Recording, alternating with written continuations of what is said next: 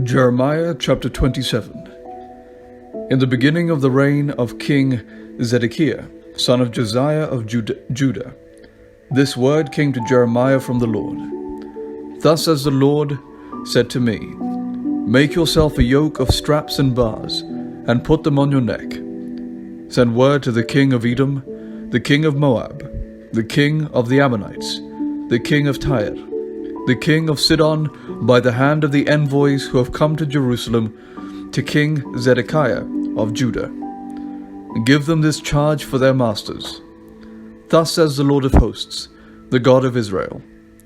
This is what you shall say to your masters. It is I who by my great power and my outstretched arm have made the earth, with the people and animals that are on the earth, and I will give it to whomever I please.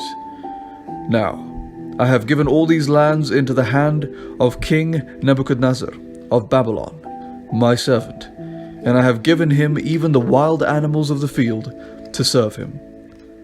All the nations shall serve him, and his son and his grandson, until the time of his own land comes. Then many nations and great kings shall make him their slave. But if any nation or kingdom will not serve this king, Nebuchadnezzar of Babylon, and put its neck under the yoke of the king of Babylon, then I will punish that nation with the sword, with famine, and with pestilence, says the Lord, until I have completed its destruction by his hand. You therefore must not listen to your prophets, your diviners, your dreamers, your soothsayers, or your sorcerers, who are saying to you, You shall not serve the king of Babylon. For they are prophesying a lie to you, with the result that you will be removed far from your land. I will drive you out, and you will perish. But any nation that will bring its neck under the yoke of the king of Babylon and serve him, I will leave on its own land, says the Lord, to till it and live there. I spoke to King Zedekiah of Judah in the same way. Bring your necks under the yoke of the king of Babylon, and serve him and his people and live. Why should you and your people die by the sword, by famine, and by pestilence, as the Lord has spoken concerning any nation that will not serve the king of Babylon?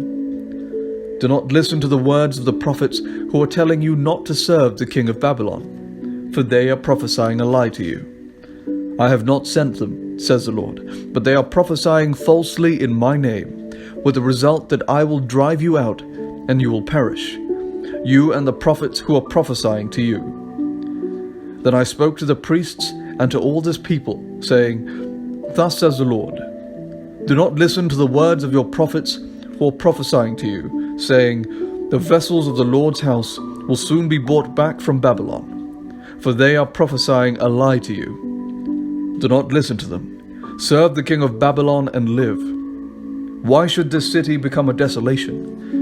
If indeed they are prophets, and if the word of the Lord is with them, then let them intercede with the Lord of hosts, that the vessels left in the house of the Lord, in the house of the king of Judah, and in Jerusalem, may not go to Babylon. For thus says the Lord of hosts, concerning the pillars, the sea, the stands, and the rest of the vessels that are left in this city, which King Nebuchadnezzar of Babylon did not take away when he took into exile from Jerusalem to Babylon, King Jeconiah of Jehoiakim of Judah, and all the nobles of Judah and Jerusalem. Thus says the Lord of hosts, the God of Israel, concerning the vessels left in the house of the Lord, in the house of the king of Judah, and in Jerusalem. They shall be carried to Babylon, and there they shall stay, until the day when I give attention to them, says the Lord.